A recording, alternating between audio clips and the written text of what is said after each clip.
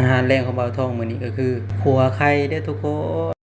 สบายดีพี่ๆคนไทยและคนลาวเด้อมื้อนี้บ่าวทองสิเฮ็ดเมนูขัวไข่เด้อทุกคนก่อนสิไปชมคลิปก็ฝากกดติดตามกดไลค์กดแชร์ให้บ่าวทองนี่เด้อข้อยเชื่อว่าเมนูนี้บางคนอาจจะเคยกินและบางคนอาจสิบ่เคยกินแต่สำหรับข้อยนี่เคยกินตลอดข้าวตอนยังน้อยขัวไข่ที่แม่เฮ็ดให้นี่คือแซ่บขนาดเด้อทุกคนหลังจากที่บ่ได้กินโดนมื้อนี้ก็เลยคิดอยากก็เลยลองมาเฮ็ดเบิ่งว่ามันสิแซ่บบ่นำเอาเครื่องหอมที่เฮาเตรียมไว้ทั้งหมดมาเฮาก็สิมาซอยหมุนๆแนวนี้เลยทุกคนหลังจากที่ซอยเสร็จแล้วเฮาก็เอาไข่มาตีใส่แบบนี้เลยทุกคนเมื่อตีเสร็จแล้วเฮาก็เอาเครื่องปรุงมาใส่เด้อทุกคนเครื่องปรุงนี่แล้วแต่ผู้มักเด้อทุกคนใส่แบบใดก็ได้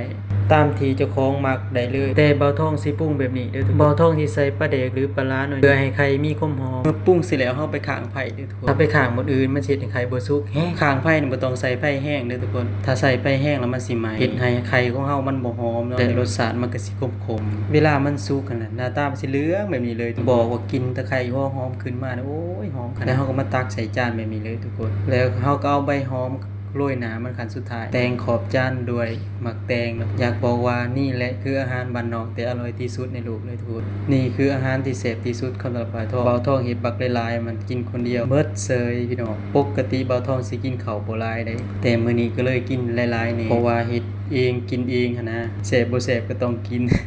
ถ้าพี่ๆคนใดอยากลองกินคือแบบลองไปเฮ็ดเบิ่งเด้อ